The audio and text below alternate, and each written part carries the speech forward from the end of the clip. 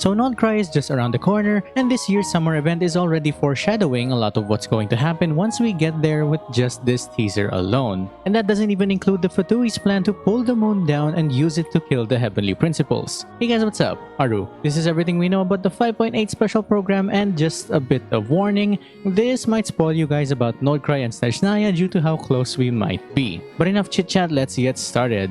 The island of Tenochzitoc is basically a vacation island on the western side of Natlan, where we can play as a DJ and have a little rave party as a permanent summer event quest, which is the first time in forever after 4 other summer events that everyone missed. Hopefully we get to see more permanent events like these in the future, so every player can experience at least every major event. Now for some details that you might have missed. The large Saurian displays are actually their historically accurate sizes compared to the ones today. Venti is also coming to Natlan and is probably looking to meet Mawika. So this event is also made to connect the Genshin manga about Natlan's past with Murata Himiko, as well as Vanessa into the lore for good. Now because summer events are usually connected to the next coming region, we can hope to see a similar structure or theme from Tenochzitoc to be in Nod Krai. Particularly all the shooting elements, the hostage taking, as well as the concept of spirits and mystical creatures being heavily integrated into the region. There's also the very artsy graffiti vibe and freestyle design of the Summer Islands villages. And after seeing the interlude as well as this Nod Krai teaser, we'll definitely see a lot of that coming to Nod Krai.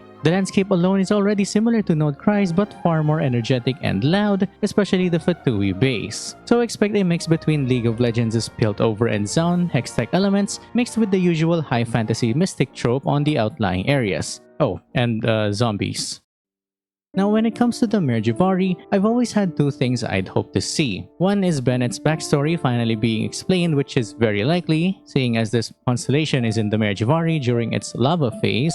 And the other is finally meeting the best character of the game, Enjou, who's still walking around in a robe with sandals and glasses. For anyone who has never met Enjou, he's the guy who guides us through Enkanomiya and is also Sanka in Kenichi's story quest. Generally, Enjou studies stories related to ancient civilizations, which means we'll know about the primordial one, the Shades, Seelies, and the Moon Sisters from him specifically. But he's also looking into the Mare Jivari's history related to a special fire, which means he's part of Bennett's lore and the origins of a certain creature. Based on what we currently know, the Mare Jivari is a dangerous region at the western edge of Natlan, known as the Sea of Ashes where the wind does not blow, or the Sea of Flames. Basically, it has 2 phases or seasons where it's silent and volatile. The Mare Jivari was said to have vanished 20 to 30 years ago after a massive dark creature appeared. That creature is the Bakunawa, an immortal dragon from Filipino folklore created by Dottore. Now, I don't know how the Bakunawa turned from this into this, and I'm guessing that Durin and Elinas were the better creations compared to the Bakunawa. I'm joking, by the way, he looks good, he looks like Aishraha. But another point about the Mare Jivari is that it's mentioned to be a domain after it vanished 30 years ago. Because of that, I'm betting that the Mare Jivari is actually underneath the Summer Event Island. The reason being that the Mare Jivari is almost the same shape as the Summer Island, especially this separate one called Tete Isle. Moving on, Bennett's constellation being in the Mare Jivari basically solidifies him as the overpowered Pyro Archon that he is. But this symbol is also deeply rooted to the constellation itself and Bennett's title about bad luck, Wheel of Misfortune, and Trial by Fire. This constellation and bad luck actually has some lore connected to a book in Natlan, a story about Kuntur and his father who was cursed after falling in love with the daughter of the sun. Funnily enough, this daughter was a star that fell from the sky, which explains this broken wheel missing one part. Kuntur, who was affected by the family curse, was able to redeem himself by becoming the hero of the Masters of the Nightwind. It is theorized that his bloodline was passed from generation to generation until it ended up with Bennett, who was born in the Mare Jivari. Although based on lore, it was Sanhaj Kampore and Tenoch who created the Mare Jivari by dispelling the abyss and creating a Night Kingdom, it's possible that Kuntur's Wheel of Misfortune and Trial by Fire was what made the Mare Jivari what it is today, cycling between the wheel's rotation from silent to unlucky. And Bennett was probably the result of Kuntur's trial, or rather, Bennett is Kuntur after 500 years. This would make sense considering the heroes of the past coming back as snapshot memories in Natlan if you played the story, but another theory is that he is a reincarnation of the Lava Walker, which is honestly just another version of Kuntur's curse since he walked in the Mare Jivari after being ostracized by his peers. The other goes back to the Bakunawa being a symbol of misfortune and that Bennett was born during the time the Bakunawa was worshipped all those years ago and mistaken as a phoenix before it sank. And maybe the Bakunawa itself and its constellation is also misfortune, and Dottore is now for some reason linked to Natlan and Bennett.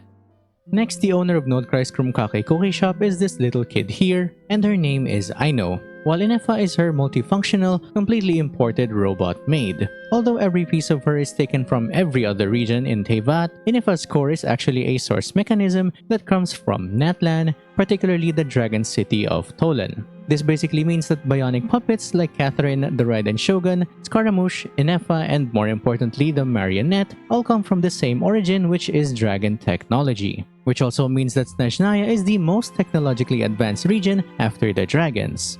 Ineffa's questline in the special program is about the Wild Hunt and its invasion where Aino and Ineffa's shop is. The purplish-red aura you see from this scene looks a lot like the Hidden Stripes disturbed leyline anomalies as well as the Wild Hunt's own purplish-red mutated monsters. Which might mean that the Wild Hunt are corrupting the leylines in Nod Krai and creating these zombies as a result. Basically, every leyline in Nod Krai and Snezhnaya could be like this instead of this. Which is probably why they might be relying on the moon goddesses to help them out. But it's worth noting that Snezhnaya and Nod Krai are in a sort of civil war between the mainland of Snezhnaya itself and the city-state of Nod Krai. So they deal with these problems differently. Of course, all of this could just be an NPC that reprogrammed or bugged Ineffa's system. Now I'm actually more interested in her kit that uses a lunar charged energy, which also comes from the Sovereign Dragons. But her lunar effect is likely a power connected to the moons from Nod Krai's moon deity, which is a power used in Nod Krai that's older than the 7 elements, which means the dragons or the ancient civilization. And I'm 99.98% sure that it's from the remaining moon sister, the Frostmoon, who we theorize to have left her station and fled into hiding, now a deity in Nod Krai.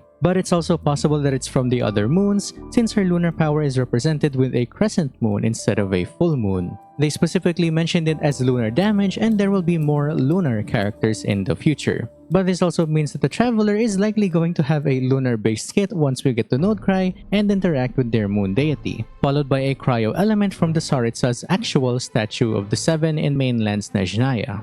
And speaking of moons, you know those moon remnants in Natlan that appeared after Mawika broke the Sky Dome? Yeah, Dottore and Sandrone pulled those fragments and made it fall to the sky. I hazard a guess that they're going to be using it as material for their fight against Celestia and their strategy to kill the Heavenly Principles. But they might have already done this since 5.0 because we can see a moon fragment near their camp in Natlan. It's probably a separate moon fragment that fell thousands of years ago, however it's proof enough that the moon can be taken from the sky, even though it's a bit of a reckless way to do it. I mean, what do you expect from the region of folly like Snezhnaya?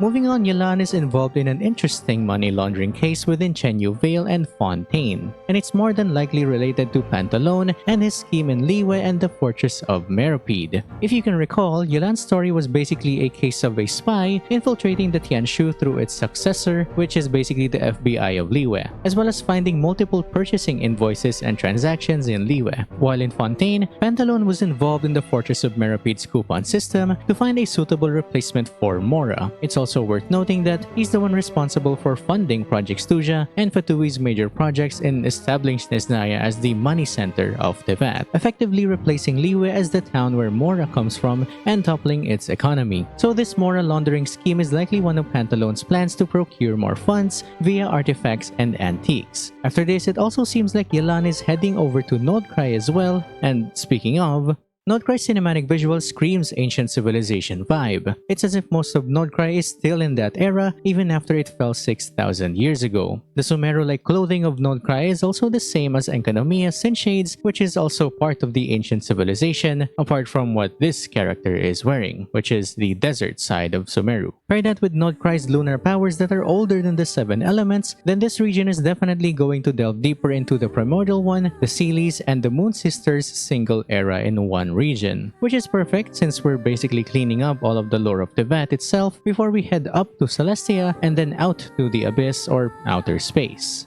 Now this particular location is Hisi Island and is home to the Frostmoon Scions. This character here, who looks like a dryad, is probably one of the priestess or the priestess from Nod Krai's artifact sets that guards the moon goddess. Seeing as they greet this deer, elk, moose with such respect, the creatures themselves are probably greatly attuned to the moon goddess of Nod Krai. Think of them as Melusines, but instead of a dragon, they're actual elks that became used to their climate and region, as well as becoming spiritually connected to the moon. This is also the first time we've seen a living creature that's closest to a horse, so horses are now canon in Teyvat. Now, the only reason that they have Columbina in their custody is to either keep the Fatui from completing their mission, or that Columbina was supposed to be captured and led to this little glowing forest in the first place, since it's theorized that Columbina is the Seelie and is possibly the first angel known as the traitor envoy. Now, I've said in my previous video that she has a keen sense of hearing due to her glitchy effect, but that might also be something similar to Arlecchino's and her Crimson Moon dynasty lineage. If we follow their origin Commedia dell'arte, then it's very likely that Arlecchino and Columbina are deeply connected. But I especially think that their powers are linked not just to the Crimson Moon, but to Ronova and her power of death, since it's connected to eyes and wings with eyes, as well as Columbina probably opening her eyes and killing anything she sees. It might be emulating a scene where the moon died from Renova's power, which perfectly fits how Perrin Harry saw a red eye look at him instead of a moon, as well as the darkening of skin related to emotions, of which, well, you can see how dark Renova's hands are. So you can imagine what power Ronova might have if she's actually angry. God bless her soul, she's the most overworked shade. But this also means that it was Ronova who might have killed one of the moons instead of the three moons fighting each other. Moving on, this lovely horse lady is, as I've mentioned, likely the priestess of the Frostmoon Scions. But I also think that she's part of the Snowland Fae who were once royal dignitaries during the first Cryo Archon's rule, the Beliate Tsar, and now they were exiled, or they exiled themselves in Hisi Island after the Tsaritsa took her seat, likely a similar hatred that the Oceanids had with Focalors after Egeria fell. Now, I have no idea how Hoyo's Nod Krai update matches with the rise of the greatest gacha game ever made, Uma Musume, but having a dryad character that can transform into a spiritual centaur and running around as one is definitely perfectly timed. Aside from that, all of the moon motifs definitely mean that they worship the last living frost moon or some sort of moon-related deity in Teyvat. Her connection with the spiritual elks is also very much apparent when her horns glow after touching the elk or connecting with it, but she's also not the only one, since this NPC also has horns. So expect every character or NPC from the Frostmoon Scions to have the same horns, just like Bailu and Danhang, the Scions of Permanence. Now, I've been coping about Seilei appearing in Genshin, and this is the last time, I promise. Seilei is going to be the High Priestess of the Frostmoon Scions. I have no concrete theory as to why, but Seilei is gonna be there as the Hersher of Rebirth, and I also don't know how it's going to be related to the moon lore. But if Bronya is in Genshin as the Tsaritsa, then Seilei has to be there too. It's a fact. They're basically yin and yang at this point. Although there is reason to think that the Frostmoon Scions are keeping Rebirth from happening, since they might end up killing the High Priestess, which is why they have Columbina as a hostage, but that's too deep into theory anyway, and we'll get the patch in like 2 or 3 weeks, so I'll leave it at that.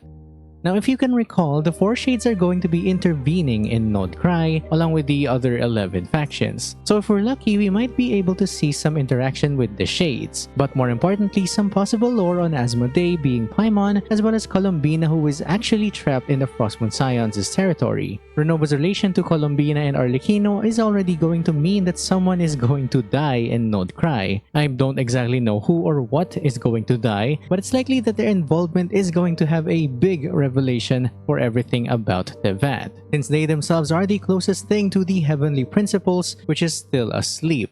And there we go, everything we know about the 5.8 special program, and basically everything we know about Nod Krai too. But I'll keep that title for next time when we actually experience the summer event and find every possible Nod Krai / Snezhnaya connection. It's currently 5 AM as I'm recording this, and I still need to edit this, so I'll keep it short. I'll see you guys in the next video, yeah? Like and comment your thoughts, subscribe and hit the bell since you've reached this point already to hear more of my ramblings. And as always, stay mad, theorists. Bye!